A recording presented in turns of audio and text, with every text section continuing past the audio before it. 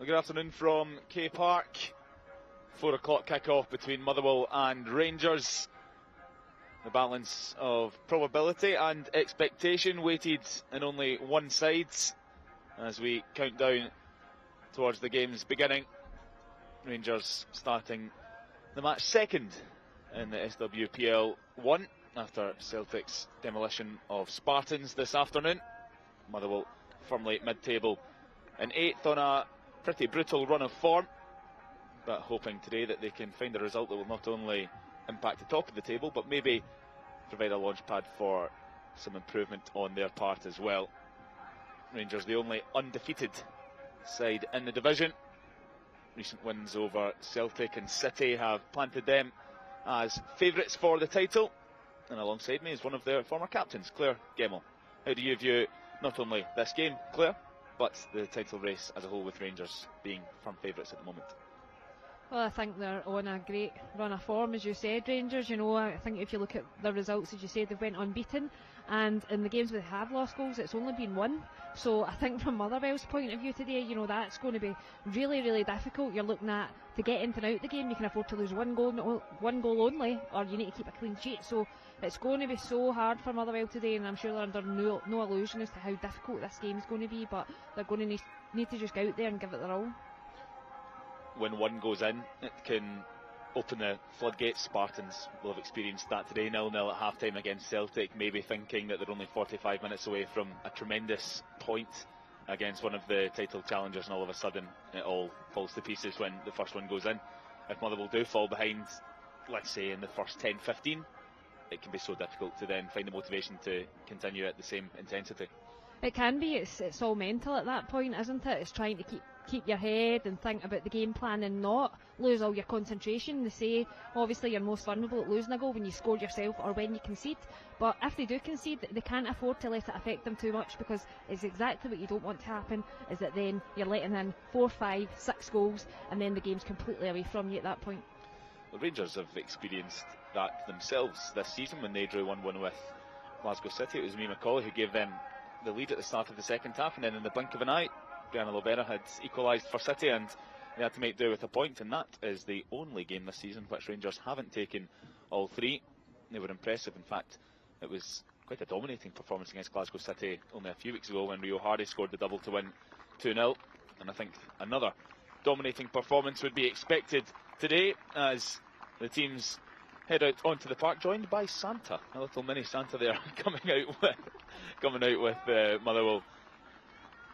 Rangers in their change kits this afternoon, and they will absolutely expect to leave here with not just the 3 points but a bucket load of goals as well if they play to their potential. That's so important in this league with the proximity of the title challengers at the top. It can often come down to how many goals you've scored and conceded, and the difference is so important towards the split as well when you're playing those teams that are up there with you. These are the opportunities that the big three, well, one of the big three today anyway, will see to try and get a few more goals on the score sheet. Celtic have scored more than Rangers this season. I think they're 14 ahead now after today's results against Spartans. But as Claire's saying, if Motherwell can keep the score at 0-0, or maybe 1-0 in their favour for as long as possible, it's then on Rangers to find the fortitude and the strength to go and do what champions are supposed to do. I think Rangers are going to come out the traps today, to be honest. As you said, with Celtic winning today and then Glasgow City playing just a matter of minutes behind them, they know how important it is, A, to score goals, but B, to win the games. So I think you will see them flying out the traps, and Motherwell are going to have a handful, but you know, they need to try and match them across all areas of the pitch, and it's going to be so important that they keep their concentration. We'll run through the teams before kick-off. First of all, Motherwell with a very defensively minded formation, I would expect, Claire. They've got Emily Much in goal, Chelsea Watson, Joe Addy and Murren Cunningham are the defenders, and then it's Anderson, Inglis, Boys, Collins, Canavan, Gibb and McCartney making up the rest of the team. For Rangers, a few injuries to report actually. Rachel McLaughlin came back from Scotland duty with a little problem. She misses out today, and Kirsty Howitt pulled up in training yesterday, so the 14-goal striker this season missing for Rangers. they have Jane Ross on the bench for the first time in 16 months after a troublesome knee injury, an ACL problem which took ages to fix. They have Jenna Fife in goals, and they have the back three of Docherty, Meadag and Coulson. Rio Hardy is up front with Sarah Ewens, who gets the start today. The midfield made up of McLean, Chelsea Cornett, Lizzie Arnott, Mee Macaulay and Libby Bance, another in from the start, which hasn't been all too regular for the Loney this season.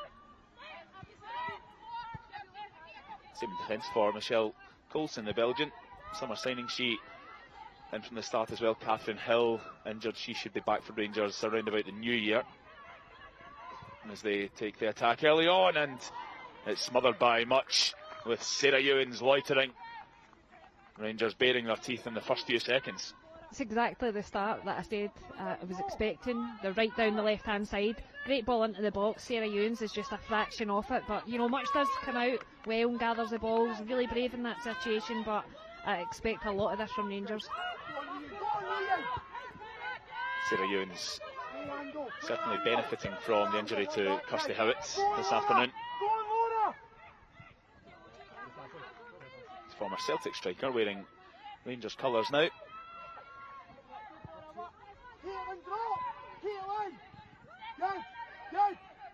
It's McLean, happy to break the lines for Bance, who was tremendous actually in the Old Firm derby a few weeks ago when she came on just after half time for Rangers. Grabbed the game by its scruff and helped them onto a 2-1 win. I think has set the tone for Rangers' expectations for the rest of the season. Here's Hardy, he's playing a massive part in it. I think the thing is when you've mentioned all the injuries they've got, and it doesn't look as if it's affected them in any way at all. There's Macaulay skipping past Jill Inglis. The cutback is saved and it's tucked in on the rebound. Well, the seconds have barely turned to minutes and Motherwell are behind. And it looks like it's Libby Bance tucking the ball into the corner. Rangers relentless. Such good play, young Mia Macaulay down that wing. She's so good at it, driving into the box, gets across her defender, gets a cut back there for Chelsea Cornett, and Much can only pan it out to Bance, who then taps it in. But absolutely brilliant start for Rangers. And the Brighton Loney gets her first goal for the club. I'm just saying she came on at half time in the Old Firm derby to impact the game. Here she is doing it from the start. And a very difficult task for Motherwell from the get-go. Just becomes harder. The gradient a bit steeper now. No wins in 4 games for Motherwell. Last victory came against Dundee United. Defeats to Hearts, Aberdeen, Partick Thistle in their most recent game as well. These are teams around them in the table, Claire, that you can't really afford to see all your points disappear against. No, they can't. That's where they'll really be looking to pick up points, is against the teams below them and just slightly above them. Right now, I think the problem for Motherwell and Paul Brownlee is the fact the amount of goals that they're leaking in games. In most games, they just seem to be conceding 6-5 goals. You know, it's a real problem for them. And for Rangers, the amount of second balls that they've picked up for goals this season is unbelievable. It's exactly what's happened there, and it's something they need to switch on to, because really that is not good enough.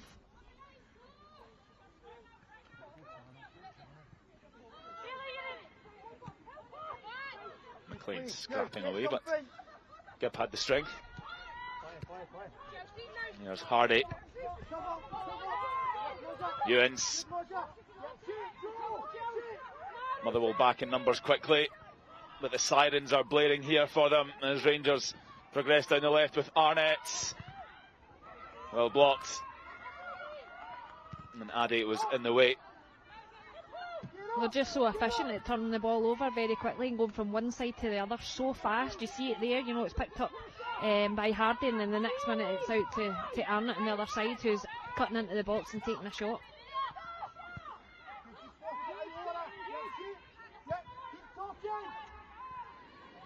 Here is Arnott again. Docherty on the overlap. Comfortably behind. Lizzie Arnott looks to be over her injury worries now, Claire. Missed the start of the season.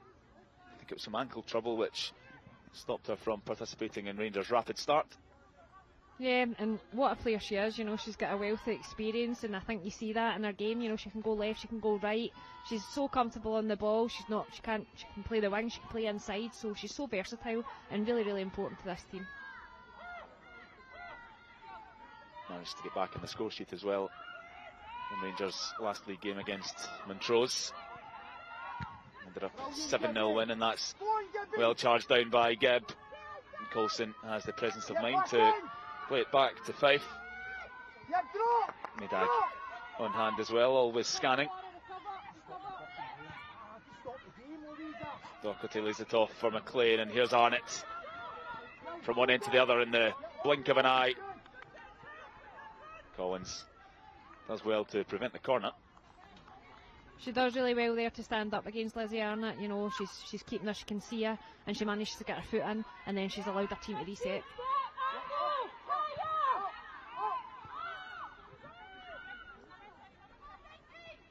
There's Medag. Arnott again.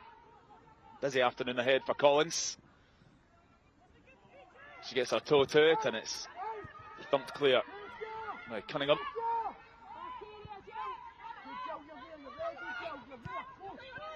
Coulson for Macaulay.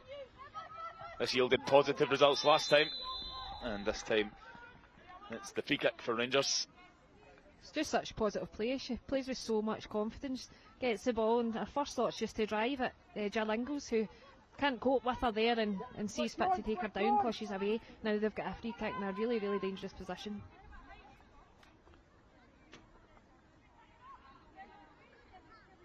A couple over it for Rangers. Macaulay's loitering.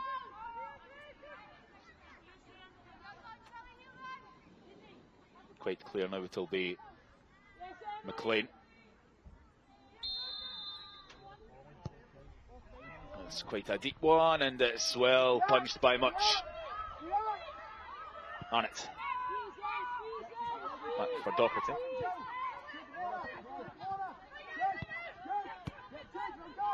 Van Sachs as the wall for McLean.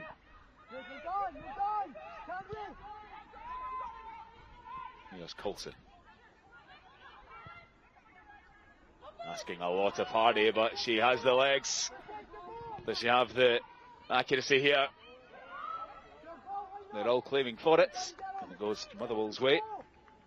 It's a brilliant run there by Hardy from inside the pitch to out. She's just on the blind side, she doesn't see her, and unfortunately for her she just can't get the right ball into the box, but it's a really, really intelligent run. I think they're going to have a hard time marking her today. Normally the one putting the ball in the back of the net, Claire. She's looking like she might have a role to play as provider this afternoon. Definitely, she's more than capable of that as well. She's shown that, you know, I like her. I think she's been good for Rangers. She can come short, she can go in behind, and as you said, you know, she puts the ball in the net for fun. Gibb fancies a crack at that, but Medag is able to take control.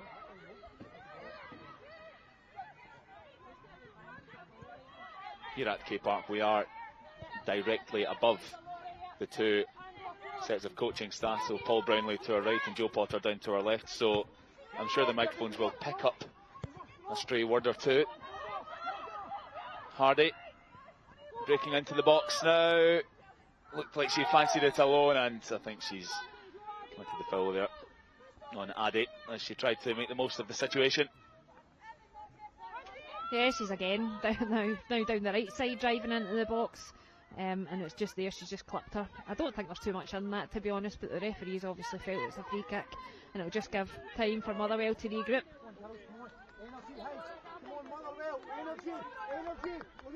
Jess, apologies in advance need to be made in case any foul language is picked up from the dugouts directly beneath us. We are at a live sporting event, it's natural.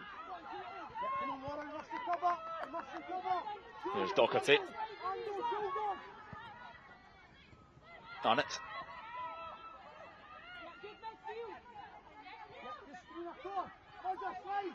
Medag with the heavy touch. Taste Canavan.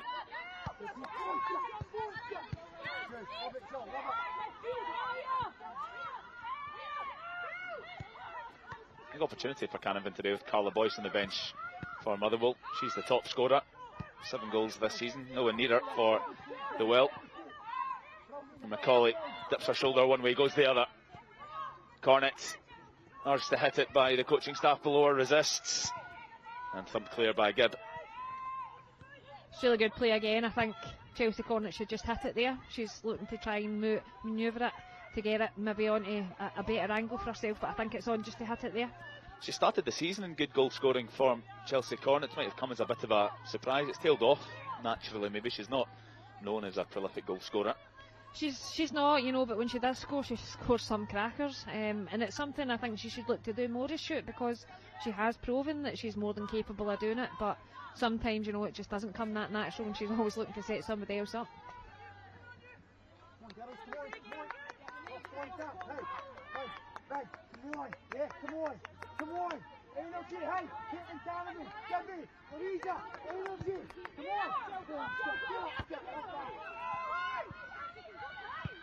Louisa Boyce. Coulson seems a tad hesitant, but not at all. It's presence of mind.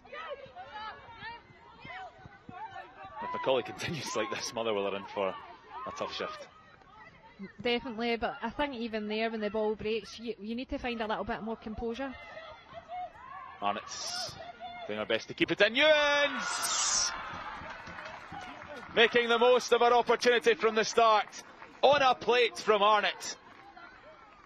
She is slotted right back into this Rangers side, no problem. And Ewens, when she's given the chance, makes no mistake. It just shows you how quickly you can be punished in this game. I was just saying there that they need to make more of the ball when it breaks to them. They give it away. McLean picks it up, great ball through, and some cross in, and what a header it is by Ewens, right into the corner. Absolutely no chance for much. Well, she must have found it hard on occasion this season, Sarah Ewens, behind Hardy and Howitt. When the pair are in such good form, it's difficult to go chapping Joe Potter's door saying, what can I do to get in the team? It is, and that's the thing, you know, she's probably not had a good run in the team to then establish herself, but as you said, when you've got two strikers that are playing so well and scoring goals, it's really difficult to make your case, but she has one here today, and you know, this is a pitch she knows very well from playing previously up in Scotland, so yeah, I think maybe today might be her turn of luck. A summer arrival from London City Lionesses, Sarah Ewens back in Scotland.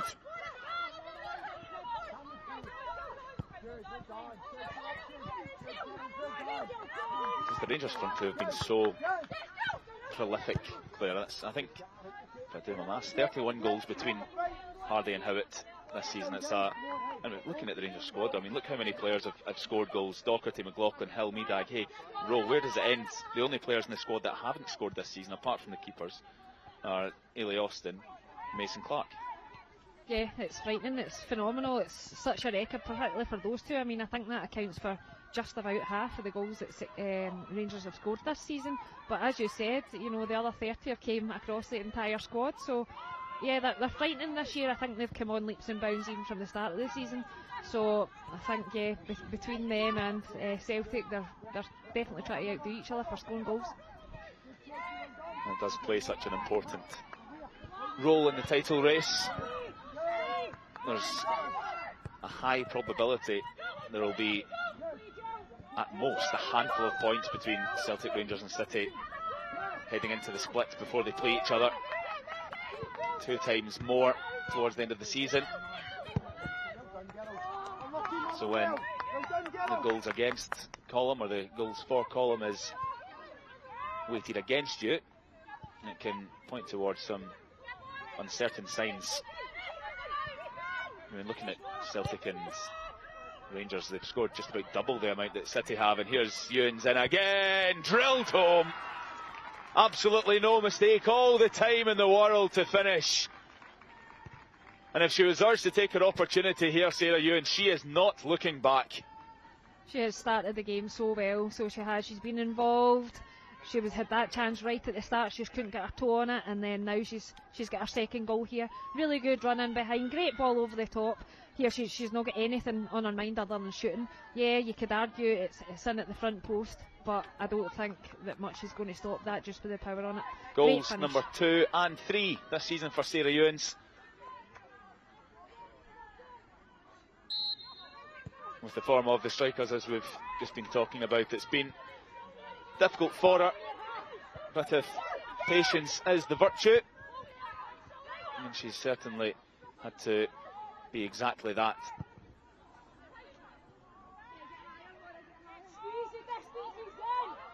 I think for Motherwell's perspective, right enough, you know, if you're dropping into a back five when you're defending, it's just far too easy to allow those spaces for Rangers runners to get in behind. They really need to tighten up on that. Their line is really quite high, particularly with the pace of both Ewens and Hardy. So it's whether they maybe drop off 5 yards to try and prevent that space in behind. Just about 15 into the game. Rangers with more than just a slight grip on proceedings here. Get 2 hands on the result. I don't think there's any doubt that the 3 points already will be going back to Murray Park, or Rock and Heavy, I suppose.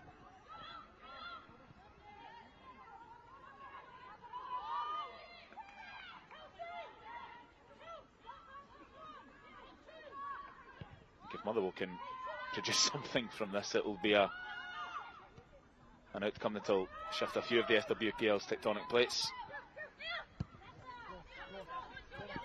Here's Macaulay. This time well tackled by English. She's had her number so far.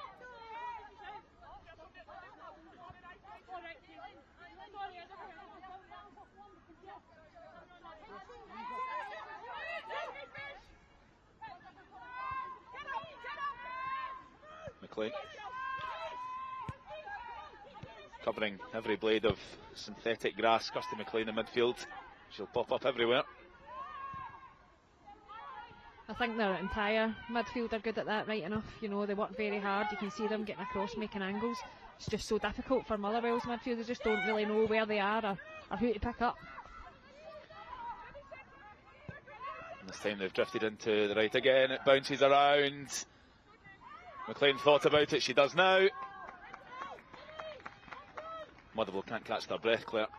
They can, it's just waves of attack at the minute for them. They just can't get their foot in the ball, and even when they do, you know, they're just so isolated up top, there's nothing there, so it's so difficult to get out their own half. But they need to try, and even when the ball goes out, you know, for a throw-in, by kick, try and slow the game down and break it up for Rangers so they don't get the momentum.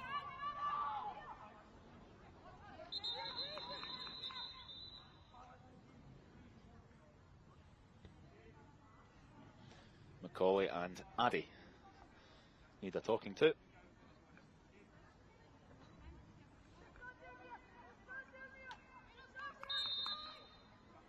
Rangers ready to attack the 18. Goes over Coulson. Watson on hand to clear. That was a great delivery, and I don't know how she didn't meet that. I actually thought that was going goal bound again. Vance caught by Collins. Rangers wasting no time.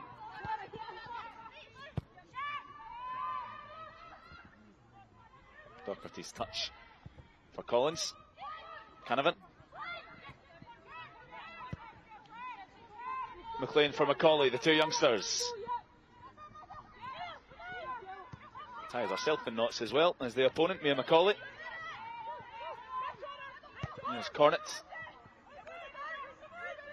Ewens has to watch it drift by. The tempo that Rangers are playing with is unreal, actually, and you can even hear Joe Potter still demanding more from them, even though, you know, they are playing so quick. Motherwell can't cope at the minute with it, but she still wants more and more from them. Rangers have scored 6 or more on 6 occasions this season. I think that paints a pretty accurate picture of where this team view their limits, which seemingly don't exist. No, exactly, and you know, it's a good way to play the game, because you should always look to get better if you can, and I think they do try and do that as a squad. I think it's evident from the way that they play that they always demand more from each other, and I think you should do that, you know.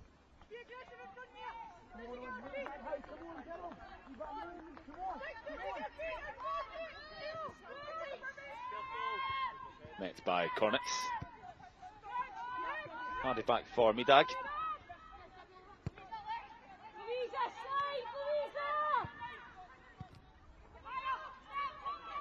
McLean. Oh, wonderfully taken by Hardy. And Much is able to save.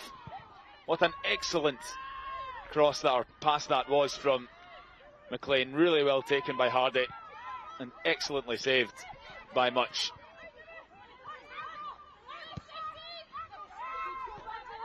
Here's Macaulay. Bance.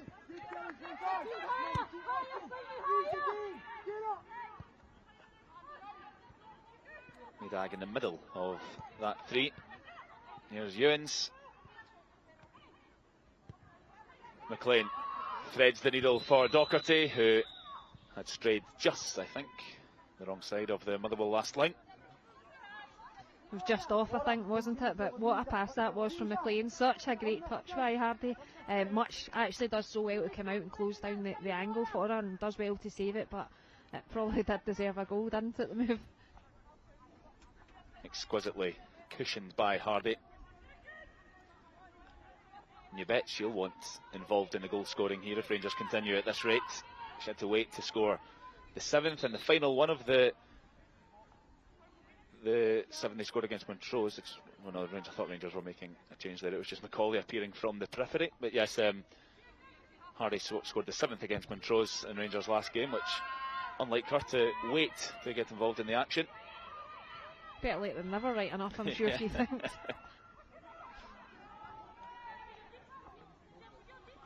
Well, it was her double that secured the points against City before that, so I think she's contributed more than enough for Rangers as far as she's concerned. Absolutely, she's been a great signing for Rangers this year. She's been so consistent throughout all of her games. They'll be wanting to keep her fit throughout the season if they can. Macaulay giving that as much as she's got. Jill Inglis seems to be relishing the chance to stop her in her track. She's stepped it up a gear. Macaulay certainly started the game in full flow. It's something that Jill Ingles likes, is a physical battle, so she will be enjoying that. And just in that instant there, she shows her experience getting her body across Mia Macaulay, so she can't get across her and get round her. So yeah, she'll be absolutely loving that down there.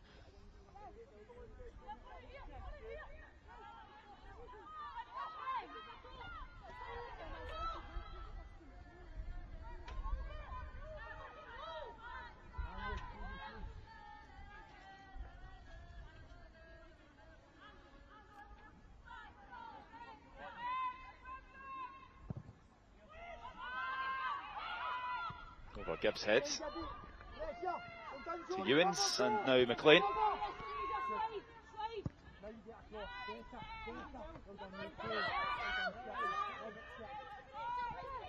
Ingles. Gibb didn't check her rear view. Cornet steps in, making life difficult for Sarah Ewens. I think that's the thing though, when Motherwell pick the ball up there, they look unsure about what they want to then do next. They're not doing it quite quick enough, and how fit and how aggressive Rangers play. You need to know what you want to do next to make your mind up sooner. Is it difficult to succession plan for when you turn over possession, because you're having to concentrate and think so hard about what you're doing out of possession to win the ball back in the first place? It is difficult. I mean, it's easy to stand here and look at it and say, you know, this is what they should be doing. It is really different when you're down the pitch. Vance fancies a strike, and that's claimed by Much, who, after a difficult start to the game, is growing into it herself. A couple of saves now. I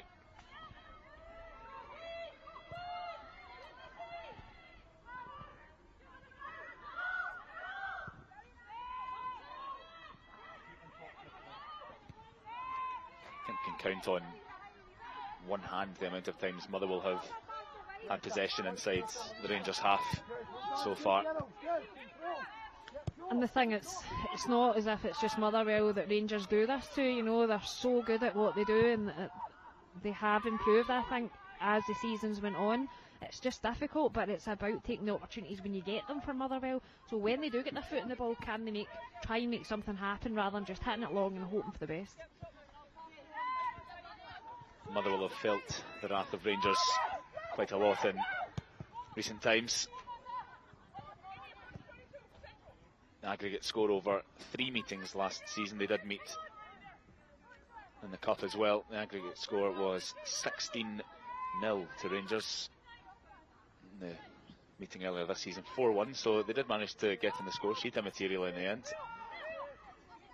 Here's Hardy for Docherty.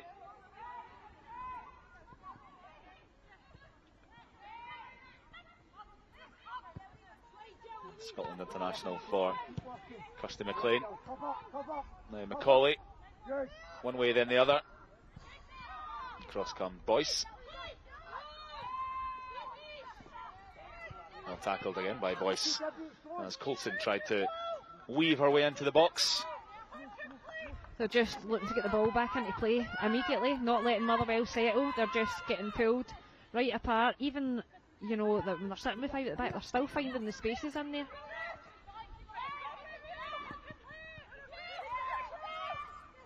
Watson for Boyce.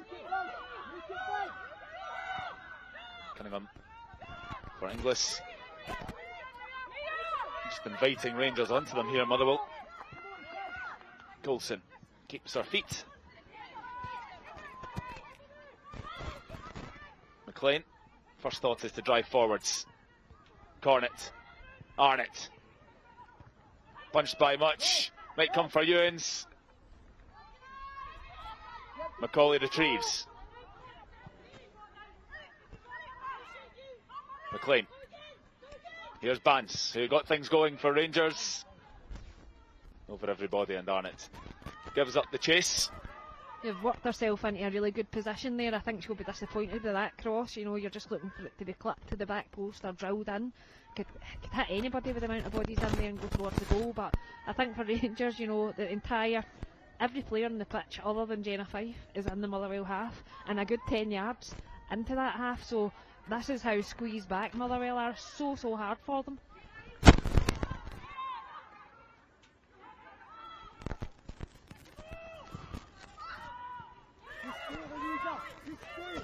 It's just operation clear at the moment for Motherwell. Everyone is falling to a red jersey.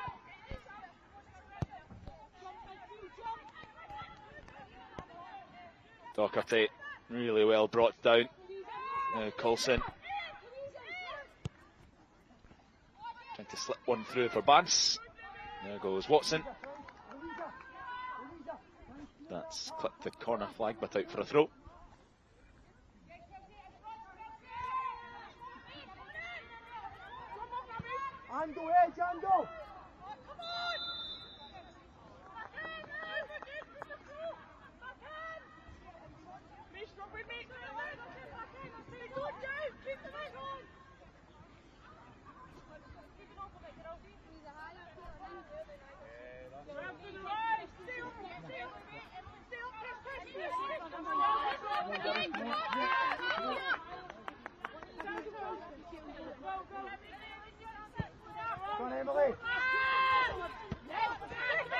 Vance is up.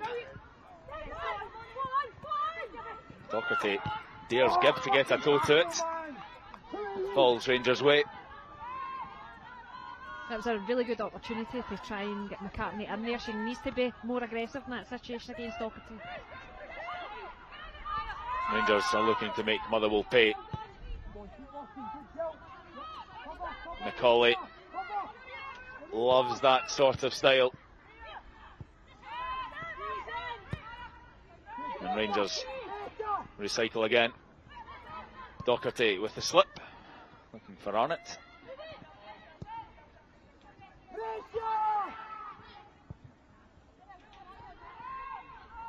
Ewens. Bance. Motherwell being dragged from pillar to post here. Macaulay. They're already claiming claret and amber, and indeed, Louisa Boyce stepping in. She's looked pretty good actually this season for Motherwell after signing from Glasgow Women. She was certainly one of the standouts in a team that struggled heavily last season.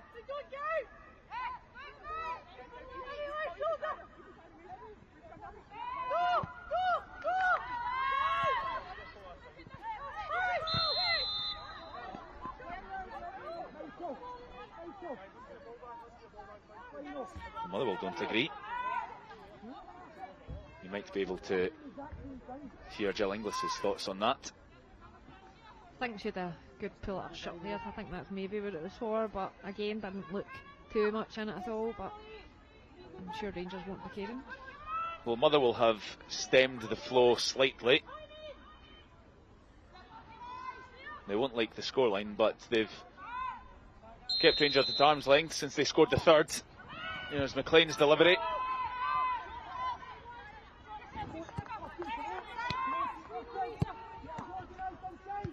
It almost bounces through for Ewens.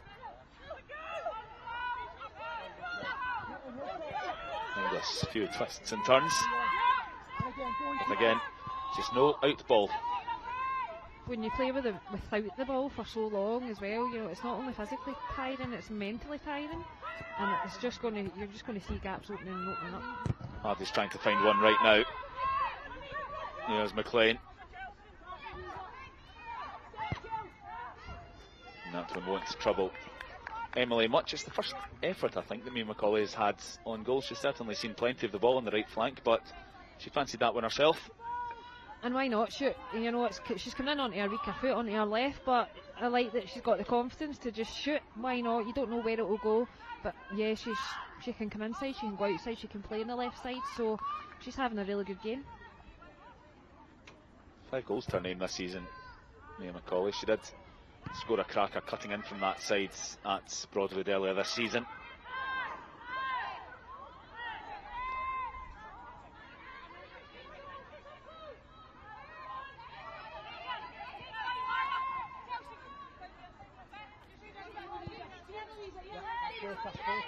Coulson. Cornets. On a summer's day that might check, but not with the rain we've had this afternoon. I think that's probably working in Rangers' favour as well, is the surface, because it's so wet, the ball's just moving so quick.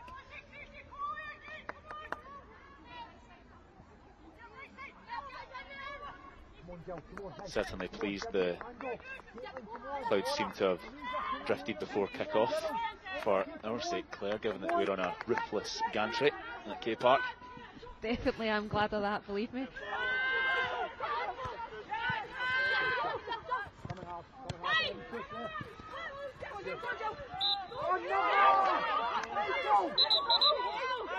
Jill Inglis once again unhappy. Didn't look like too much in that, just 2 players scrapping away for possession, honestly.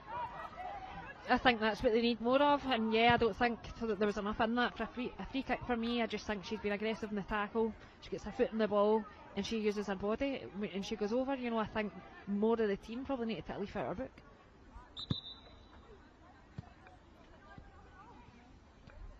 It's one thing saying that right enough, but they obviously need to get close enough to then make the tackle.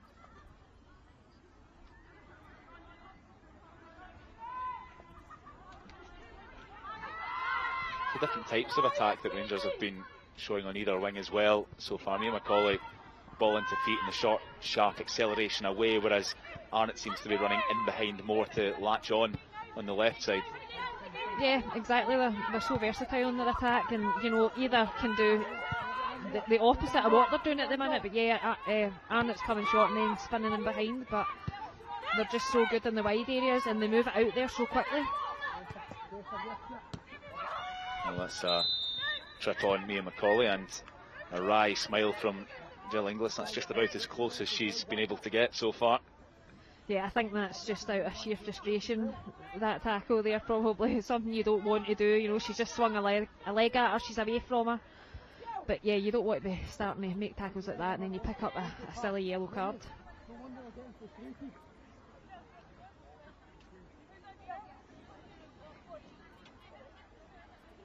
This has been Kirsty McLean's territory so far, but it's Lizzie Arnott now. They're trying something short, and it is McLean who receives.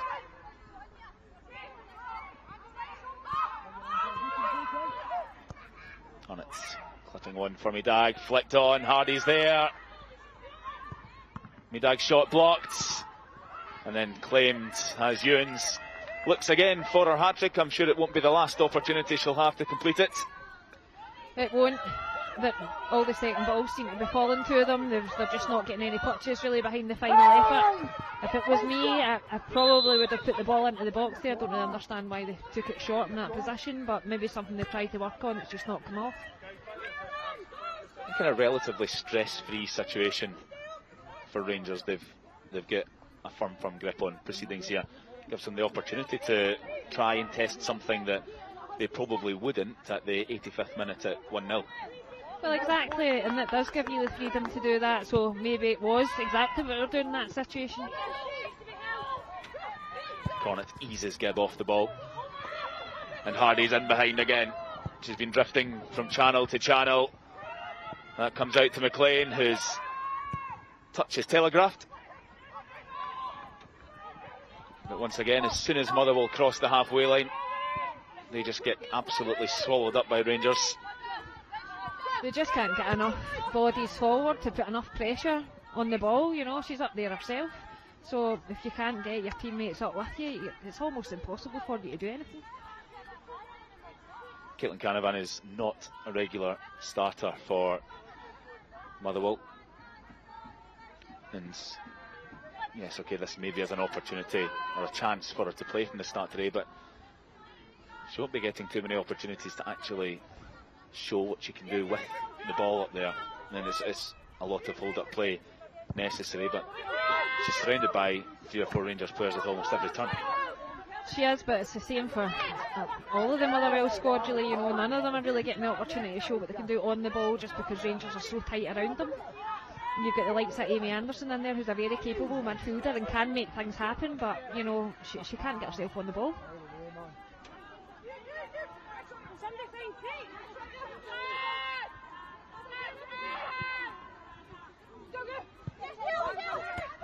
Watson for Anderson.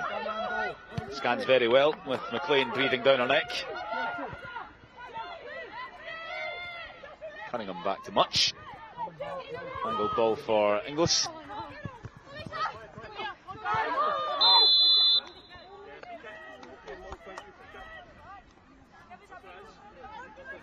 Mia McCauley is such a live wire down the right hand side. She made life very difficult for Jill Inglis at the start of this game.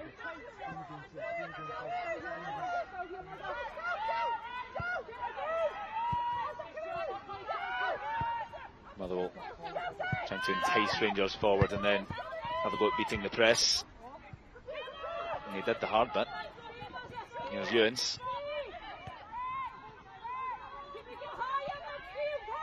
Chelsea Cornets. Now McLean.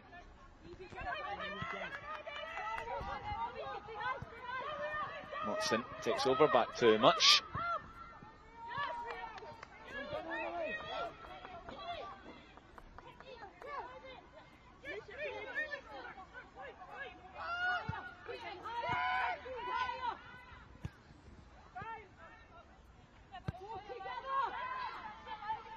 They're just quite happy to move the ball, and then out of nowhere they just turn the pace. And McLean's done exactly that for Ewens. The ball clipped back, Hardy's in there, and Inglis is able to take her time to clear. Motherwell cannot afford to divert their attention for a split second. In the blink of an eye, Rangers are scything them right through them. Exactly, they're very good at it. Just as I said, you know, slow the tempo right down, and then they just flip a switch and they're off. There's another opportunity for them now with Hardy in behind. She's happy to cut back, and Sarah Ewens there at the front post, unable to divert home. Motherwell actually pretty sound in their defensive shape on that occasion to clear. Yeah, they were, and I think it just hits off her. I don't think she really, it's maybe a bit too close to it and can't really direct it anywhere, but in behind again, getting the cut back, and there's only so many of these you can give up before the ball ends up in the net again. It was a whirlwind start for Rangers. Ahead after a minute or so, with Libby Banks smashing home from close range.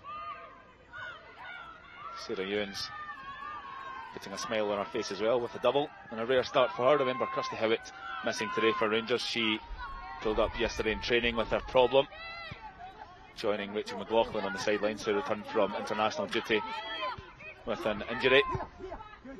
Well, for the first time in 16 months today, and I have a feeling if she's fit enough we may well see her in the second half. Jane Ross finally recovered and fit from a terrible knee injury which kept her out for so long.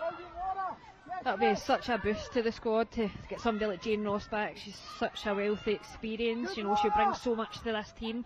She's a well-established goal scorer throughout this league, her first spell here, and then since she came back to Rangers prior to her injury, so for her sake I'd love to see her get on the pitch. She was so vital for Rangers in their title-winning season in 22. Yeah, it's just her experience, you know, she just knows the game so well. She's been about it for so many years, and all the younger players can look up to her, learn off her, so if they can get her back on the pitch, you know, what a boost that will be. Arnott watches that drop over her shoulder. Addie's there. She does well enough to win the throw for Motherwell. I think the most pleasing thing for Paul Brownlee in this half is the fact that, despite the fact that Rangers have dominated probably 80-85% of the possession, that they haven't managed to score any more goals, because pretty much the entire of the first half has been played in Motherwell's half.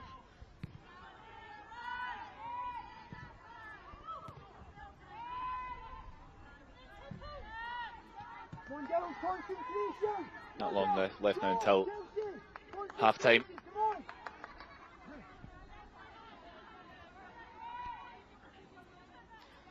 It's a nasty wound that Rangers gave Motherwell at the start of this game, but they've tidied themselves up. Emily Much has a few saves to make, but she hasn't had to exert herself too much. No pun intended. As Coulson clips one down for Cornett. He doesn't have superhuman powers. It's a really tight pass to try and fit in there. Chelsea, you know, she's just ran out of pitch and it's went out.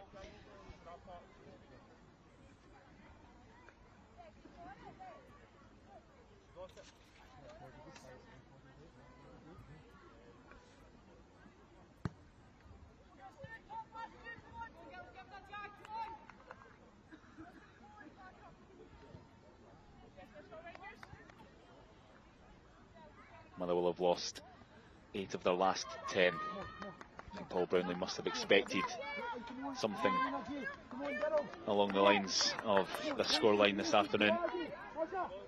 Always have belief in your team and your squad to pull something off, but I think he must have been a bit shocked with how early it developed to 3-0. I think so, and the thing is, it's when you're in that kind of run of form, it's not going for you.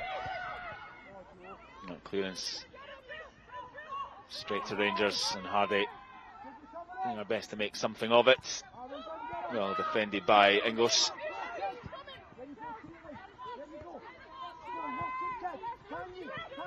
Medag for Cornett. Macaulay at full stretch. Sorry, I was just saying, you know, when you're in that run of form and things aren't going for you, it's probably the last game that you want to be playing, you know, against one of the top 3 teams. So it wouldn't have been great, but they would have been expecting exactly this, you know, to not have a lot of the ball and really about try to limit Rangers and what they can create against them. But what a start it was by Rangers, so it's just so difficult. All of Motherwell's wins this season have come against the 4 teams below them in the table. It's Hamilton, Montrose, Spartans and Dundee United. And you know, I'm sure for them they'll be looking to try and improve in that, where they can then take points from folk above them, you're even just slightly above them in the table. I think that's probably why the recent games for Motherwell against Aberdeen and Hearts and Partick Thistle and the likes have been so disappointing that they're the ones that they hope to compete with in there. I mean, let's look at it. I mean, as realistically as we can. Motherwell were only a couple of points off the top 6 last season, and they will have been aiming for that exactly the same again. They would have, and it just shows you how some results can just completely change by quite a way your position in the table. Flag up against Collins, who trotted over from right wing back.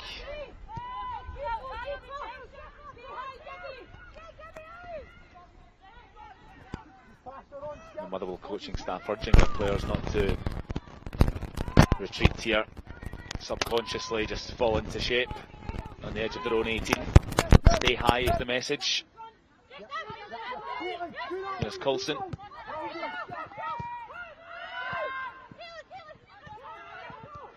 Kind of in for Anderson, who shows a nice piece of skill to give it to Inglis, but ultimately it was for Inglis, but the ball forward was out to reach.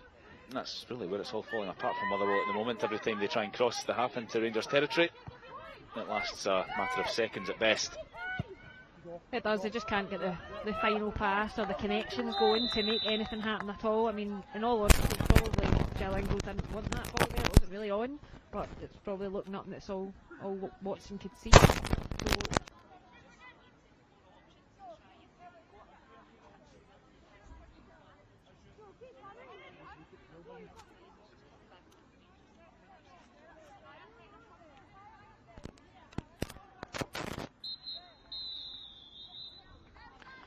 So that's the half-time whistle. The Rangers bench below us thinking that some added time would have been nice, but they have the 3 goals, they have the advantage. They have Motherwell by the throat here. It's been one-way traffic, and they didn't waste any time in getting going. Libby Vance with the opener, as the seconds had barely turned to minutes. And then Sarah Ewens in the team, after Kirsty Howitt pulled up injured in training yesterday, and she has made the most of that with a double. Rangers are absolutely coasting. They'll be going back to the top of the table unless Motherwell can pull off the unthinkable here at K Park at half-time. It's Motherwell 0, Rangers 3.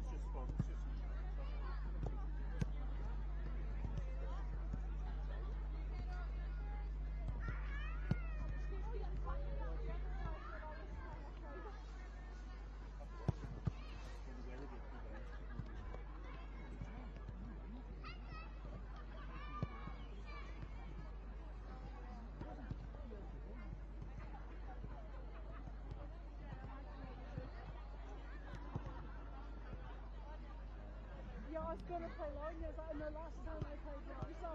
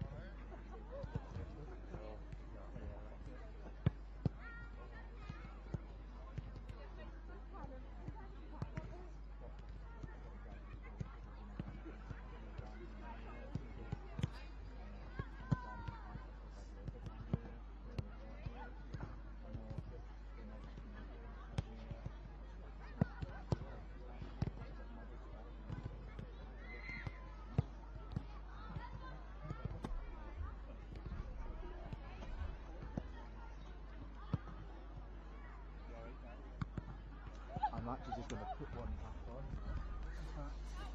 Think about it.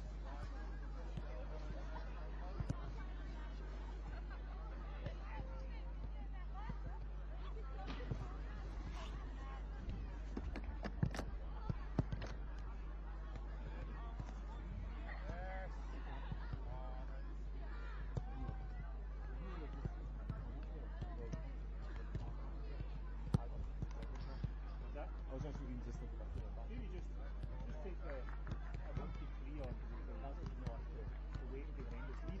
Just take the back one off. No, I'm saying that's the original. That's been going on all day, that one. Well, but it takes the power from the back. You want the power back all the time. You see, it just takes the weight back. Oh, that's great. Well, it won't do harm. Oh yeah, the battery keeps the mixing. I know. Take one off that one. I'll just do it. Yeah. I didn't realise there were 3, sorry. I thought it was 2.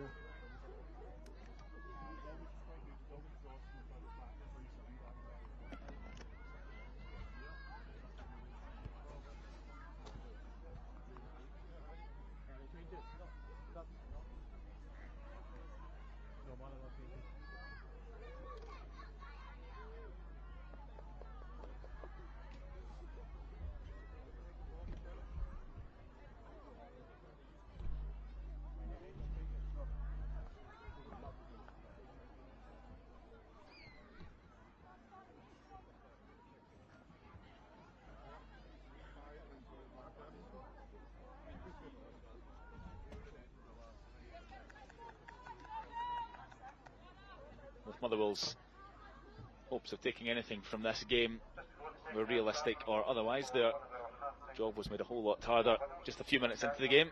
Now they face another 45 with Rangers 3-0 up and in rampant mood.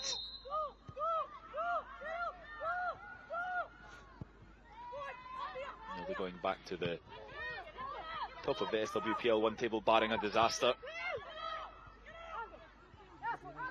Anderson for Motherwell, who showed flashes in the first half of her ability. There she goes again, looking to send it forward for Gibb.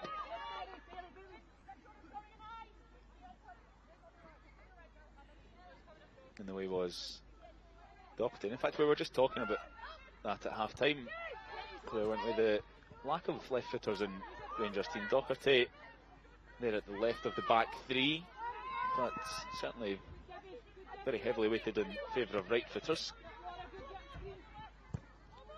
They definitely are, but I'm part of the lefty club, so that's probably why I noticed that.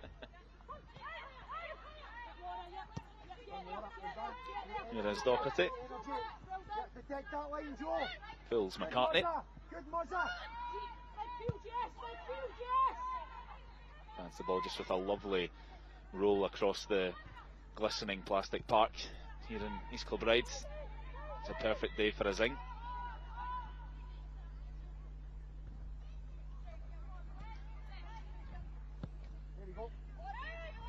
Medag takes the high road, looking for Macaulay, who's started the second half on the left hand side, so no personnel changes for Rangers, but Arnott and Macaulay have swapped sides. It's something Joe Potter quite likes to do, is swap our wingers over. It just poses a different problem for the fullbacks, doesn't it, to try and then deal with a different type of threat. Keeps Macaulay on the same side as the dugouts as well. I find it curious how playing in front of the coaching staff can affect a player's game. Do they want to be there for the words of encouragement, or the ones at the opposite end of the scale, the criticism, or do they want to be left alone on the far side like Arnott does here? And she goes towards Hardy, comes down for Macaulay. Well, I certainly think that Mia Macaulay will welcome any help that she can get from the sidelines, but ultimately a lot of time you're playing, you don't actually hear what's being said to you because you're too busy concentrating. So some players decide not to listen, Claire, is that what you're saying? Well, maybe I did, yeah. Here's Macaulay drilling one towards the 6-yard box. Sarah Ewan's on a hat-trick, remember, was trying to get her toe to it. But she's shown there that she's capable of going down on her left side and getting the ball. You know, it's a decent ball into the box, just again, Ewan's a half a yard off, but it's probably encouraged Mia Macaulay to come inside and shoot on her right, I would imagine.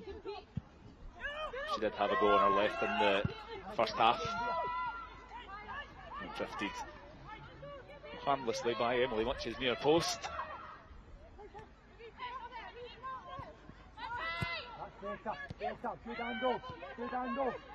Bounce back for Medag. And Coulson.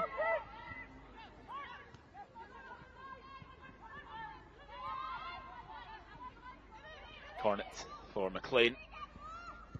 Lovely 1-2 with Hardy. Buzzing around central midfield, the youngster. Here's Doherty now. Close up, close up. Good Bailey. Macaulay makes the space. Well done, girls. Too much on that for McLean, though.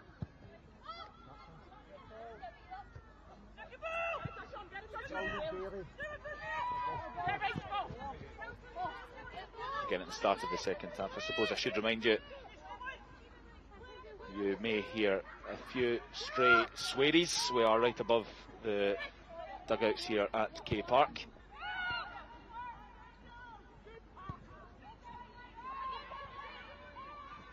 So apologies in advance if you don't like what you hear.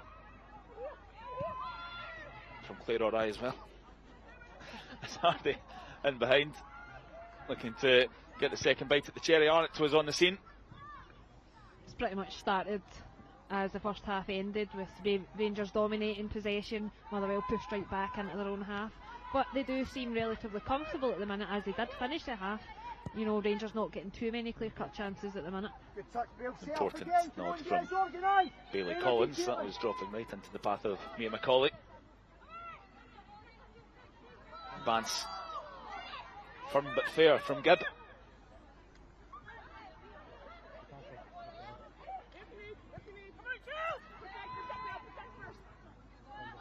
Medag was advising Chelsea Cornet she was there. She gets it now.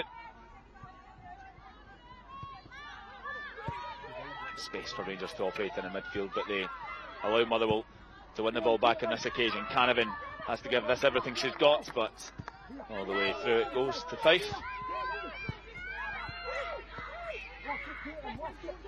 Good, cut it off. Love it, Bailey, love it. Well kept in by Macaulay, never out. Hardy's on hand. Pressure! Pressure! Bans caresses. Coulson for Arnott. Ewens back to her. Pressure! Motherwell showing a bit more intensity and belief at the start of this second half. Well, they've done well to crowd the ball out there. You know, they're not giving them a minute to get the ball out from the feet and to get the shot away. But I think it's probably... Well, all the way through it goes to Lizzie Arnott, and Sarah Ewens unable to predict the bounce of the ball. Sorry, I was just saying, you know, I just feel as if that they are crowding the ball out, not getting them time to get their ball out from their feet to get shots away and stuff. But I do feel as if maybe it's something Rangers could do a wee bit more of, is maybe just shoot from distance. Rather, I feel as if at times I maybe try to overwork it. See, both goals they scored against Celtic in that huge win last month, both from pretty close range as well. They worked it down the sides and the cutback, which was met by McLean, and then the cross put home by Hardy for the winner. I think maybe they're, I suppose at the level of quality they have in a situation as comfortable as this, they must enjoy testing themselves and see how much they can stretch their game. You would do, and it just gives you, as you say, the blanket, the comfort to maybe do things you wouldn't do in a situation where a game's tighter. But it's not, you know, they do dominate the ball even in those games against the likes of Glasgow City and Celtic. They tend to dominate a lot of the ball. They're a possession-based team, but at times I don't think it's all about that. It's about mixing it up. You know, they're very capable down the wide areas, but I still think why not change it up a wee bit and hit a shot from distance. Just tried something else. This is Chelsea Cornet was doing at the start of the season. Exactly, and scored a goal.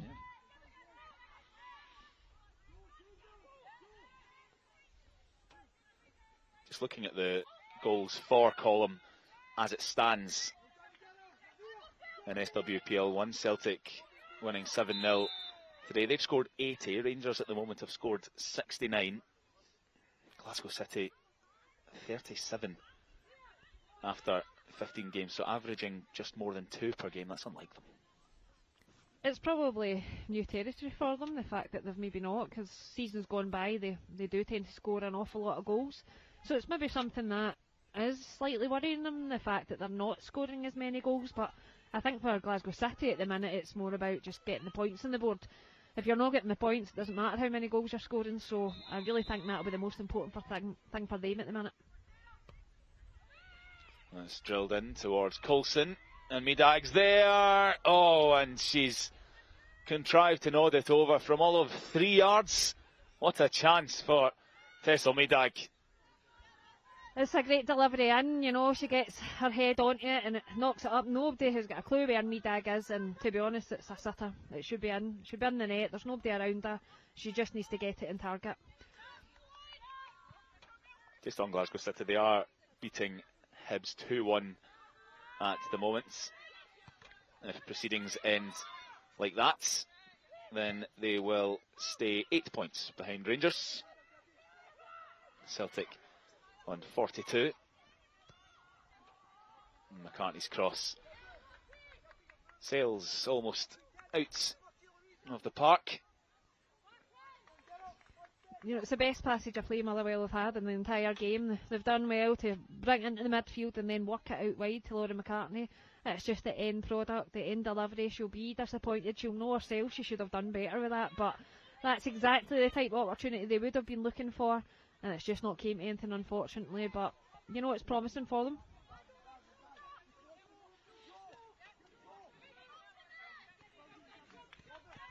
Doherty. Paul Brownlee down below is delighted with the energy being shown by his Motherwell squad in the high press here. But McLean has time to try and pick her spot. She's looking for Macaulay. Bailey Collins has to get back quickly. Up into the sky it goes, and Macaulay will try again. Much is able to gather.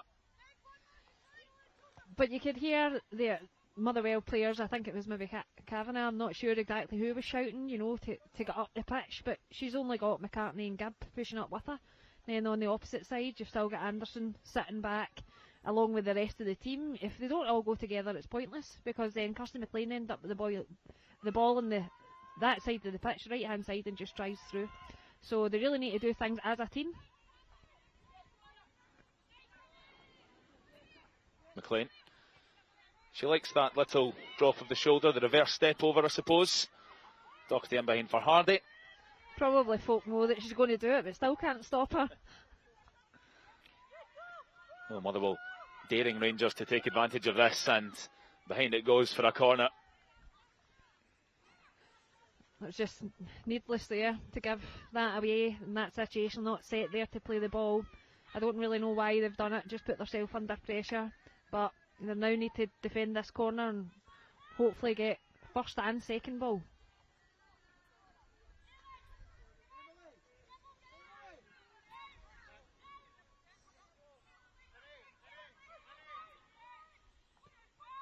Rangers go short again. Not a strange concept for them. Arnott with a better angle for a cross now. And the offside flag goes up as Medag again from 3 yards out is unable to turn it home. This time she at least scrambled it on target. Wouldn't have counted anyway. They've worked the ball well there, crossed the ball in. Great delivery to the back post. It's a really good header. I wonder if that was going towards goal, if Medag gets in the way. I'm not sure from this angle. But yeah, Medag found herself free. Just can't direct it in, but in an offside position. On comes Brogan Hay then. She'll trot over to the right side of attacking midfield, replacing Lizzie Arnott. And Michelle Coulson, Belgian centre half, heads off. She's replaced by Ailey Austin. Another appearance from the bench for Austin for the 5th time this season.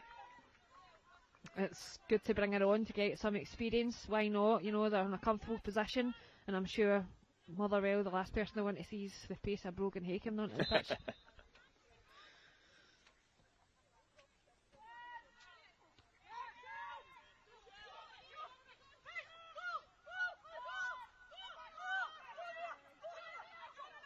This bit of composure shown by Addy initially, but Collins couldn't pick up the pass.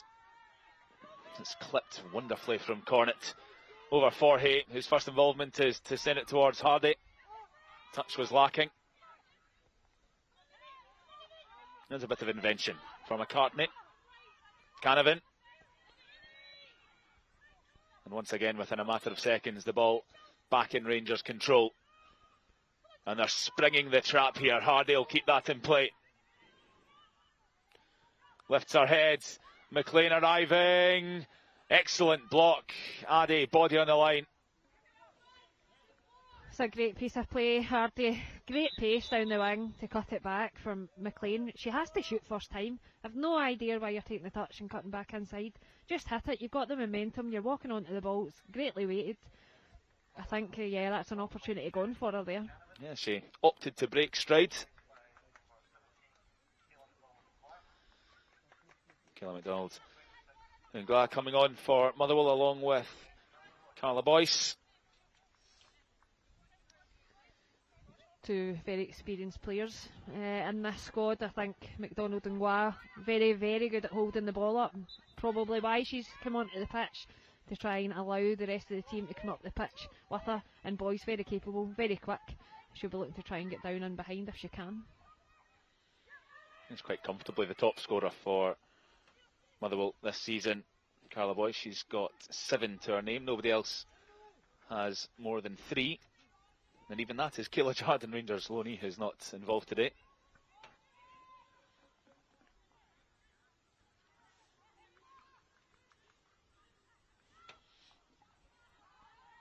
different proposition now for Medag, especially Medag through the middle, but Docherty and Austin as well, I suppose, with McDonald and Guat up there. There's not really another striker in the league that offers the same that she does. Real powerhouse up front. She is. She's very, very good with her body, you know, to block the ball from the defenders. It's something, and she's good at bringing other people into play. She can turn folk very, very capably as well, so it's just about trying to get the players around her, though. If she's isolated up there, again, it's going to be really difficult for her to do anything.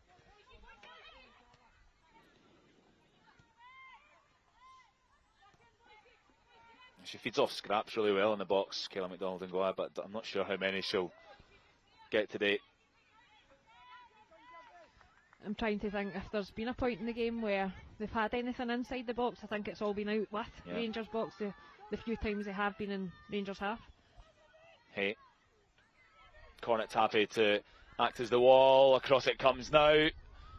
Austin trying to come off the bench to make an impact. She's done really well there. It's a great tackle, great block. It was important. You know, cutbacks always difficult to deal with, particularly when all the defenders are facing their own goal. When the dam can burst so easily, Claire, I think we saw that with Celtic and Spartans earlier, 0-0 at half-time, finished 7-0. So if Rangers do score another here, and well, it's not really a bubble that Motherwell have, but if their belief is burst, then it could easily become 5-6-7. But if it does stay at 3 for the majority of the game, and maybe ends up even only 4, Paul Brownlee must be able to take something away from that with the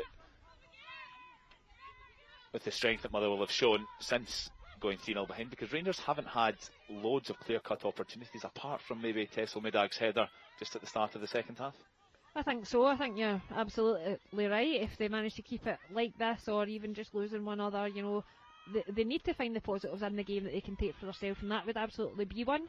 But there's still a long way to go in this half, and as you said, one goal can change it all, particularly when you start to get tired.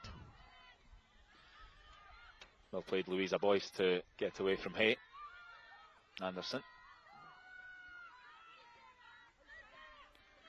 Paul Brownlee delighted with the composure shown by his team to recycle left to right.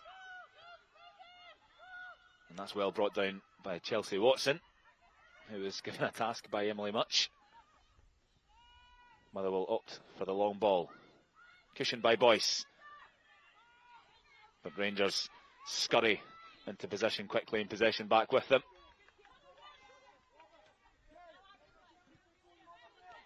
Bance. Here's Austin. He's given a big hug and a word of encouragement from Joe Potter before being sent on. Macaulay skipping away from Collins. And Murren Cunningham gets her foot to the ball.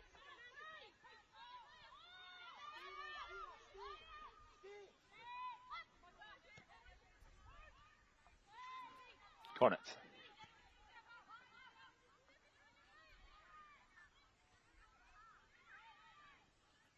Brogan Hay for Austin.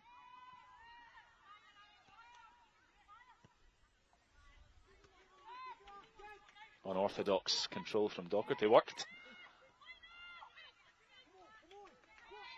Tough international break for Nicola Docherty, part of the Scotland team that were taught a bit of a lesson by England through the week.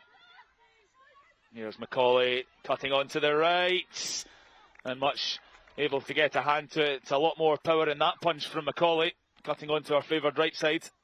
It's great play, cutting inside, showing the ability she's got to shoot. I actually think it was going wide, but Much is not to know that. It was very close, so she gets a hand on it. Great, yeah, great play from Macaulay. That shift of gravity and quick acceleration is proving pretty successful for her. A real breakout year at Rangers. Cornet picking up the pieces.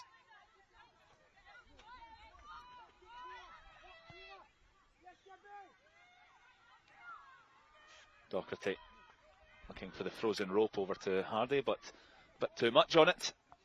You almost feel as if the game, it's not as free flowing for Rangers in this second half. It's I don't know if it's maybe the introduction of the substitutes can sometimes just take a wee minute for the game to get going again, but I think the pace has certainly slowed down a little. The instructions at half-time, okay, I'm assuming this, but it can't have been much different than more of the same, please. No, they had a very good first half. Probably, I would think, though, from Joe Potter's point of view, is the fact that they've scored 3 early goals and then not managed to score any from that, given the amount of possession they've had. But, you know, you can't take anything away from Motherwell in the way that they've managed to shut up shop a bit, you know, the last half an hour of the first half. So, but yeah, you know, overall, she has to be pleased, hasn't she? They played the whole game effectively in Motherwell's half. It's pretty much 11 aside in an area half the size at the moment.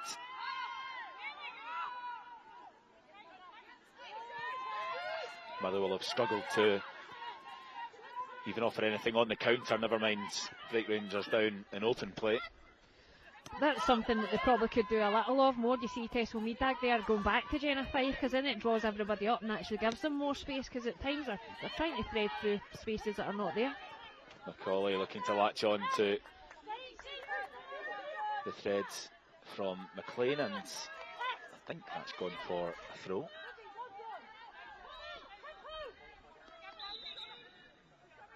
You'll need to fix the corner flag. There's Jodie McCleary. Down beneath us, gets her jacket off. Ready to come on, and next to her, Jane Ross looks to be getting instructions from Derek Gatson as well. There's Austin. Maybe she'll fancy the shot from distance. Opts to give it to Hay. She's not shy of a shot, but the touch was too heavy, and out it goes for a Motherwell throw. That must have clipped the studs of Hay. I think Motherwell just, as you can see, Watson just looking to slow that right down, but Austin does well, comes up with the ball, but again, I think she should shoot instead of just, you know, I do think at times they're overplaying. They might be under strict instructions not to. Potentially they may be, you know, not to, but I don't think there's anything bad in altering your game slightly and taking shots from distance. You know, it's great to see possession-based football, but sometimes then it's expected, doesn't it? Try something different, alter your game up. I'll put it to Joe Potter at full time then when we're asking her for her thoughts on the game.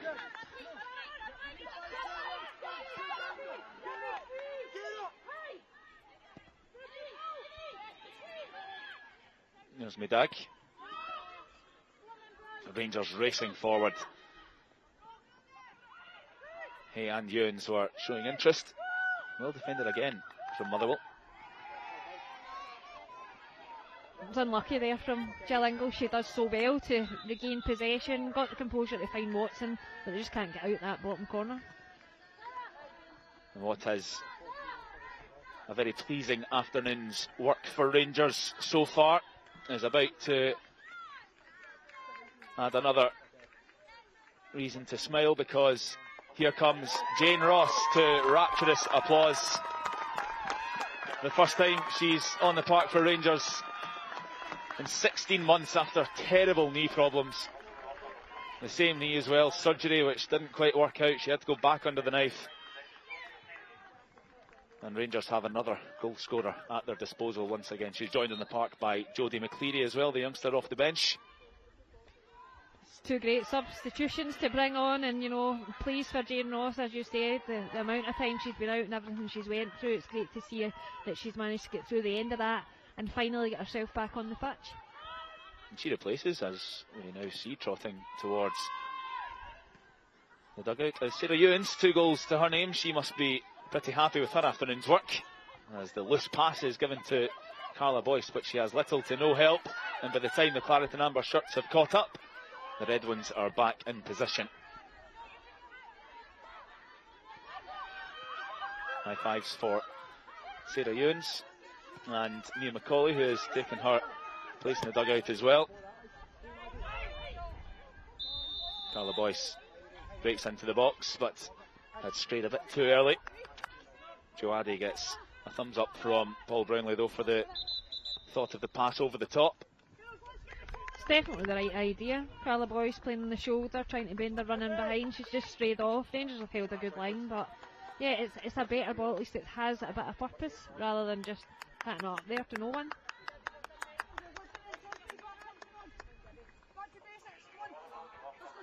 Off comes Sarah Gibb for Motherwell. And there goes Katie Rice into midfield. Not surprised to see Motherwell using their substitutions. It'll be tired legs out there. Katie Rice, very capable player as well. She can shoot from distance, so maybe that's what they're looking for from her. Try and collect the ball and see if they can get one back. Doesn't want to give Rangers any ideas though, shooting from distance. Well, apparently they don't do that. Well, she did score against Rangers in May of last year, 2022, Katie Rice. She does. It's something she's very capable of. Some of the goals she scored over the years have been very, very impressive. So I wouldn't be surprised to see her picking up the ball and fancying herself.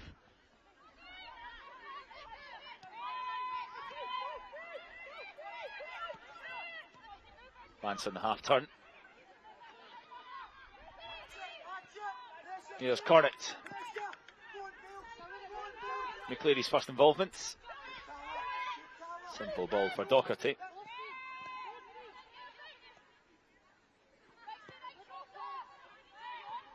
Medag for Austin. It runs through Rio Hardy, and Ross unable to get there ahead of Cunningham.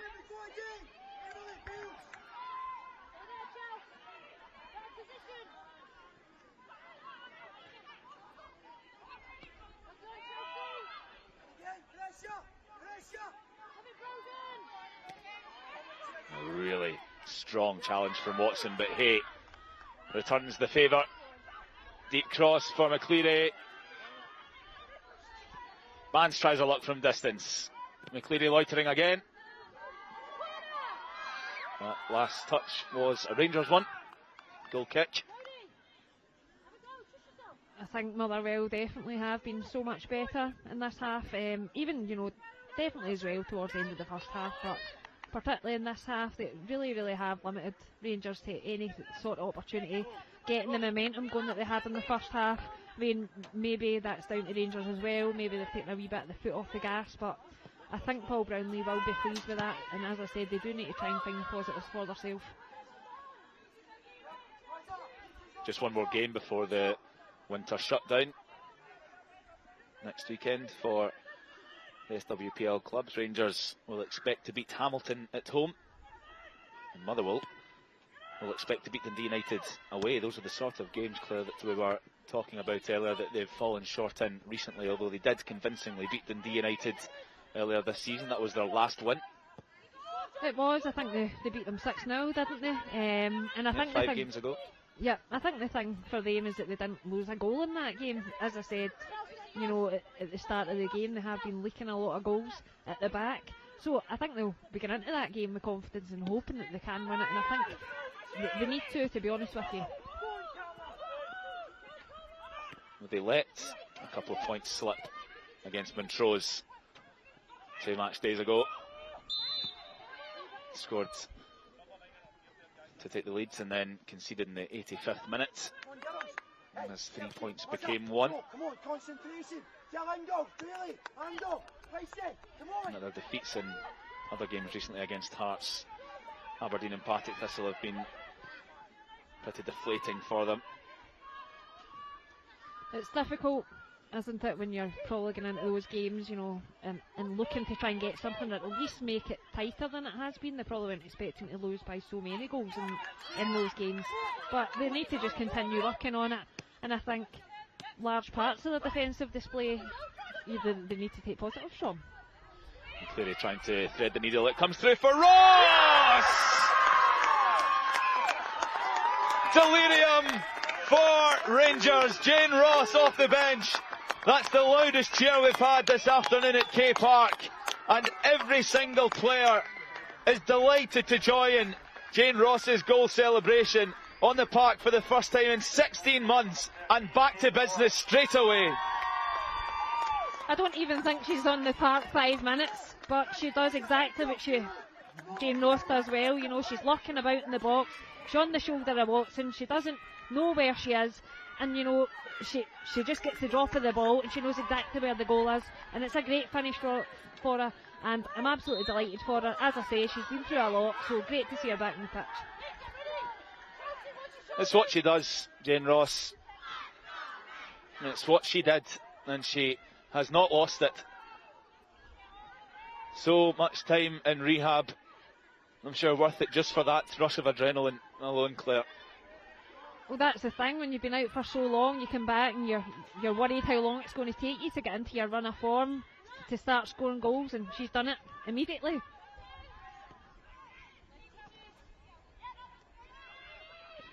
I think just having Jane Ross in the squad again a bonus for Rangers. There's no guarantee she would have participated today. The way the match has developed from an early stage has lent itself to Jo Potter and her, and she'll be hunting this down again here, but McCleary unable to take it in her stride. You know, she's on and she scored, but I'm sure she'll be looking for other opportunities. She won't settle at that. That's the type of professional that she is. She'll absolutely be hunting more goals, and if she gets the opportunity to shoot again, she'll be taking it.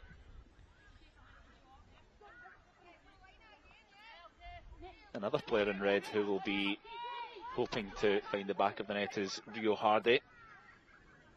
She won't want to be left out. Maybe a bit of FOMO for her. She's normally on the score sheet for Rangers. She hasn't scored today, as you said, but you know, she's had a really good game. She's been involved in a lot of the things that they've done well, so although she's maybe not found herself in the score sheet, I think she has to be pleased with her performance.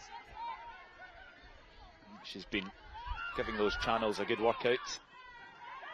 She finds herself more central at the moment. Donald Ngwa with a little 360. Asking too much of Bailey Collins, and I feel that Motherwell may have run out of any steam that they had built up in the second half with their resolve. They had limited Rangers, and with Jane Ross's goal as well, I think the header, it might have been Chelsea Watson, I'm not 100% sure, but I think the header was misjudged anyway before it bounced into the path of Ross. And that's what Motherwell haven't done so far, or hadn't done so far in the second 45. Their decision making and their judgment in their own third has been really sound.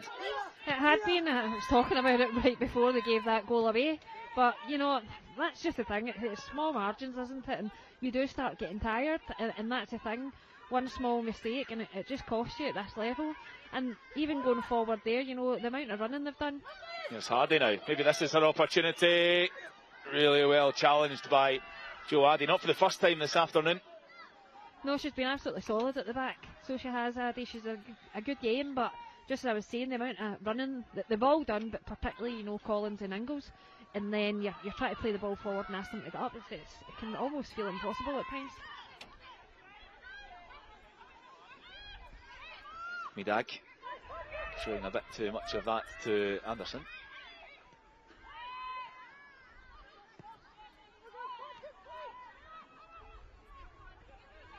Hey, tough in the tackle, but so's Boyce.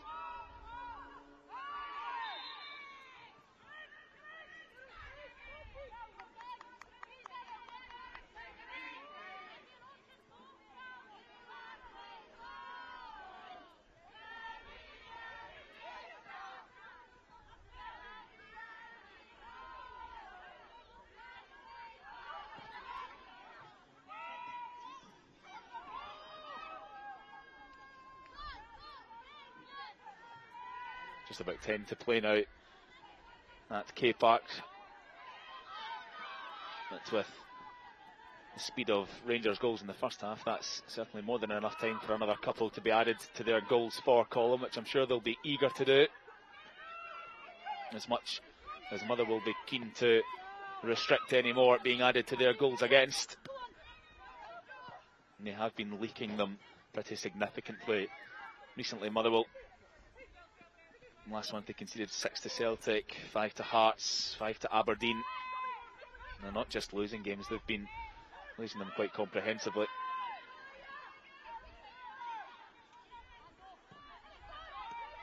And we will speak to Paul Brinley after the game for the highlight show. I'm sure he will say that he was pleased with the resolve that his players have shown in the second half here until Jane Ross managed to sneak in behind. I think so. They have been relatively organised, I think, for large parts of the game. Obviously, they had the opening kind of 10-15 minutes where they've lost the initial 3 goals. But then after that, they've got themselves together. You know, there's always the opposite side of the coin where you say Rangers should have been more ruthless, but I do think you'll be happy, particularly Addy. I think that back line has been really, really good, along with Gillian Ingalls on the other side. There's Hardy bursting through the channel again. McCleary half asking for it. Vance does. Gives it back to Hardy.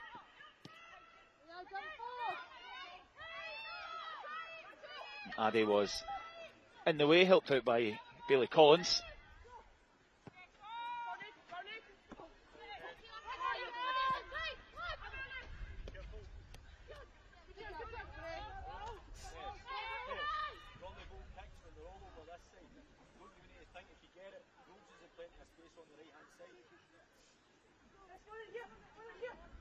So we peek behind the curtain of Rangers' tactical ideas there. I'm not sure if the camera and the mic will have picked that up. Obviously, Tessel Meadag being told to, as soon as possible, switch the play from left to right over to Brogan Hay. It is where the space is. You've seen the ball that McLean played into McCleary. You know, it was a great switch of play just a mere couple of minutes ago. So absolutely, that is where the space is. Let's see if she follows instructions. Indeed, can't quite pull it off.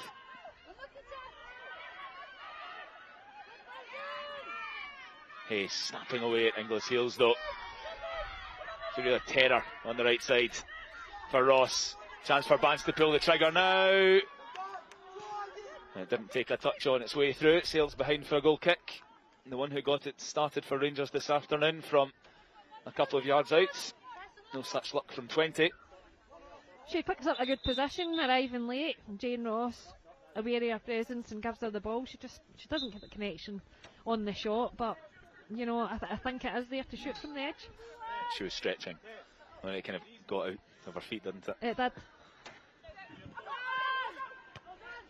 Meadag composed header for Ross. McLean anticipated that. And Hay for Austin on the underlap. Wicked cross. Excellent defending once again.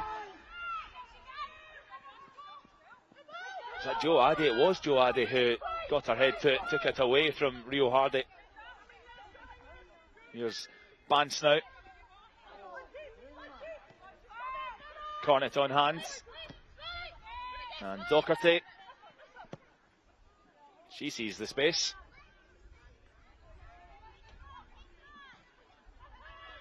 Hey for McLean. Reverse step over, working wonders again. Excellent ball for Hay. Ball across!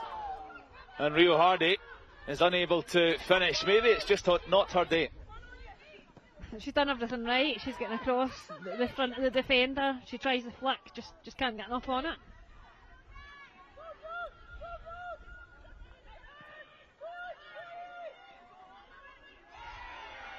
Austin anticipated the touch from Boyce, who was just trying to keep the ball in play to her detriment. It's crossed the boundary now. She's done well since she's come on, Austin. You know, she's not scared of going forward, even though she's in that back line. You know, she's bombing on, getting herself involved in the game. She must see this as a great opportunity to go on and show what she's got in a pretty comfortable position for her team. Getting forward plenty. She's wasting no opportunity. And you would take the opportunity, and you know, it's great deliveries into the box also that when she's getting into those positions. So yeah, she's done so well since she came onto the pitch. Bailey Collins takes the slow walk to the dugouts. On comes Tara McGonigal, former Hamilton player. We'll see out the last 5 minutes or so. I think there's going to be another change here as well. Jill Inglis has had a tough old afternoon out there. Up against initially Mia McCauley and then Brogan Hay.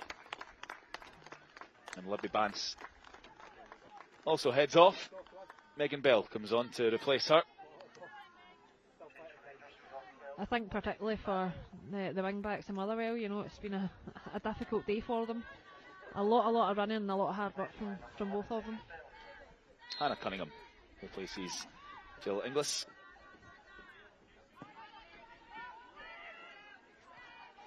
She gets a touch straight away, but that's a Rangers throw.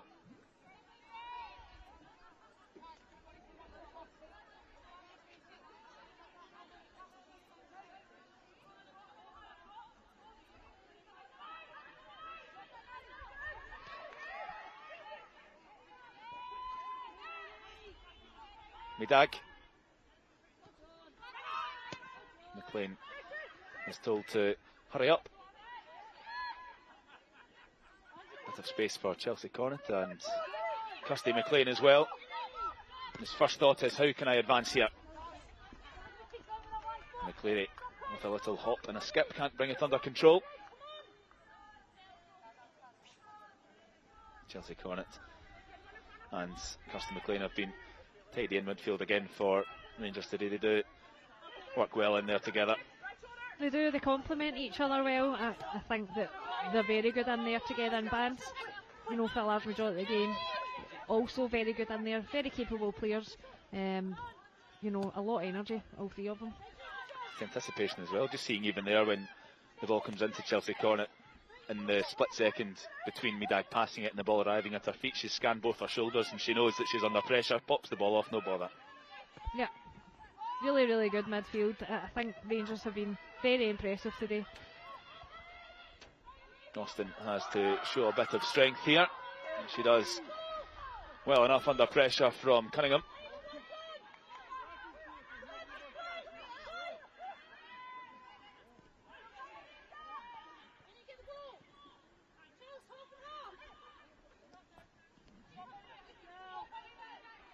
McLean. Brogan Hay.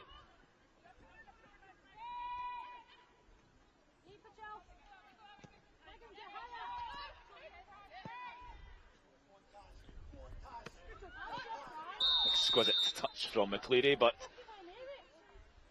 she had allegedly just strayed onto the wrong side of the defence.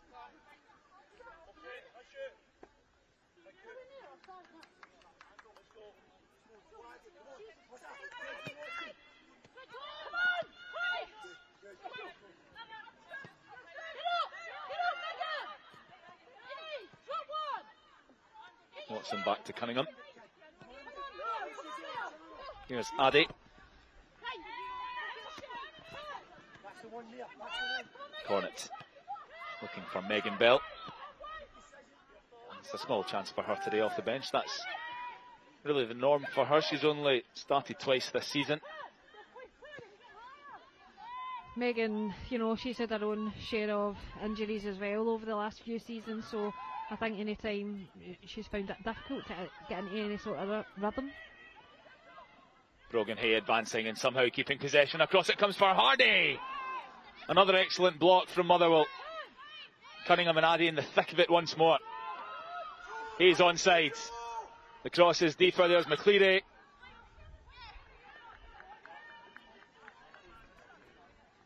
Again, I think you're right. I just don't think it's Hardy's day today. If she's in the right place, you've probably seen her name up in lights there, but just can't. You know, it's great defending again. I think it's Addy again who finds herself in the way, and then they get the second chance at it, ball at the back post, and she just can't find her feet. McCleary.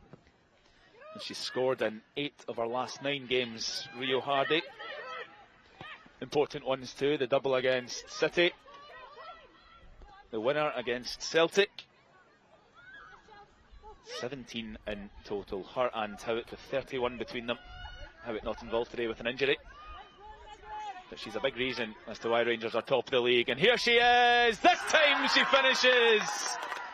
It's always Rio Hardy's day, and she finishes with a flourish. Rangers have 5. It's an excellent goal, excellent, so quick down the wide area into Megan Bell, who makes a great run.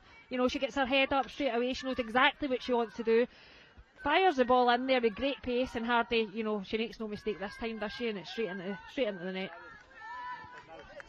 We can update that stat now then. It's 9 of our last 10 for Rio Hardy. Absolute goal machine for Rangers. I think it just tops off her performance. I do think she's been very good today. She's been all over the pitch up there, you know, finding pockets, trying to make stuff happen. So she deserves a goal, I think.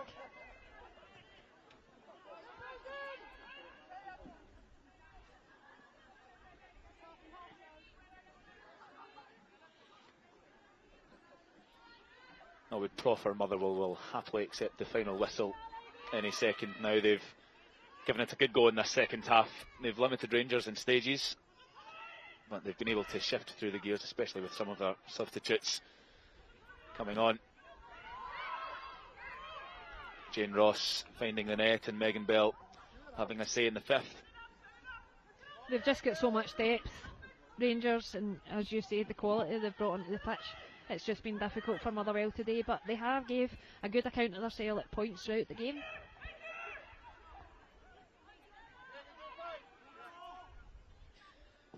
Maybe they can inflict a little wound on Rangers here though.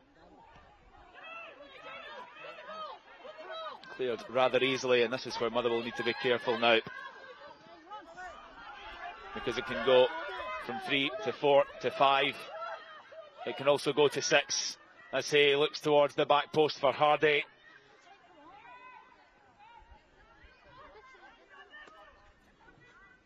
Here's McLean. Cornet looking for the 1-2. The Joe Potter down below is muttering away that she fancied Brogan Hay to take on her marker there instead of cutting in and crossing. Bell looking for Ross, looking for McCleary. Why not at this stage of the game?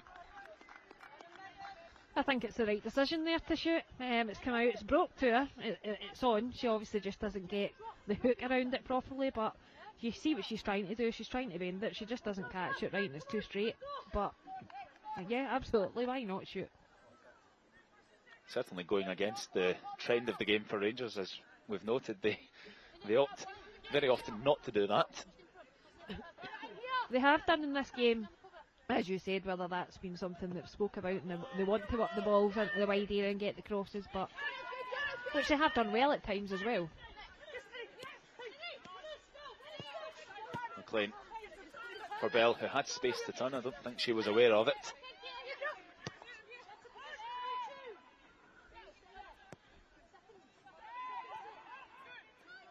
Austin. Hey.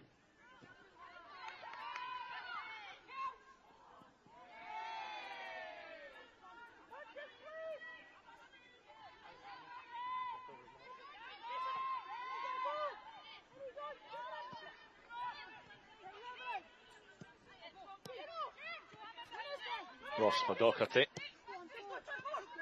Lovely touch from McCleary. He has Ross for help. Back to McCleary now. Well anticipated by Anderson. Rice back to Much. Under pressure from Hardy, had to scoop it clear.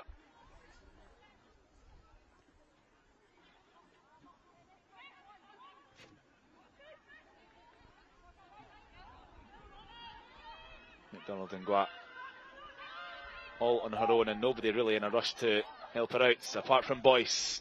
But Docherty predicted that. She's really good defending, good cover, knows where the danger is, and she's in there and just snuffs it out, and they can't make anything of it. Ross.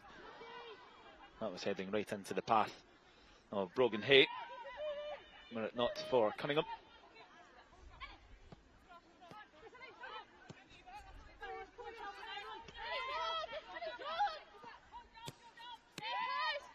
Excellent ball control from McLean.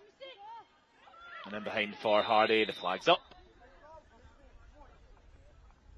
She's got an excellent first touch, McLean, doesn't she? Always into the space. And that's the last of the action at K Park. Rangers cruising to a 5-0 victory. A victory to which they set themselves on very early, 3-0 up in the blink of an eye. A double for Sarah Ewens, following on from the opener from Libby Bands. And then the story of the game, surely, Claire, has to be Jane Ross, coming off the bench to score for the first time in 16 months after terrible knee trouble. Fantastic to see her getting back to what she does best. And then the scoring rounded off, of course, by Rio Hardy right at the end for 5. Definitely, I think it was a very convincing performance from Rangers. I think for large parts of the game, they dominated pretty much all of the game, really, truth be told. I think Joe Potter will be delighted. You know, they've kept a clean sheet, they've moved the ball well, they've scored goals, so what more can you really ask for?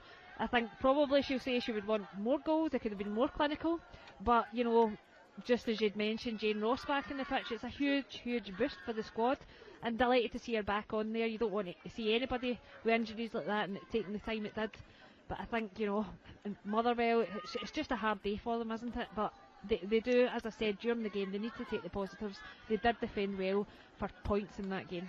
Motherwell stay 8th, Rangers are top. They've now scored 21 goals since they conceded one themselves. Quite an incredible run of form. They're on the only unbeaten team in the league, and they had this one in the palm of their hand from the word go. It finishes at K Park. Motherwell 0, Rangers 5.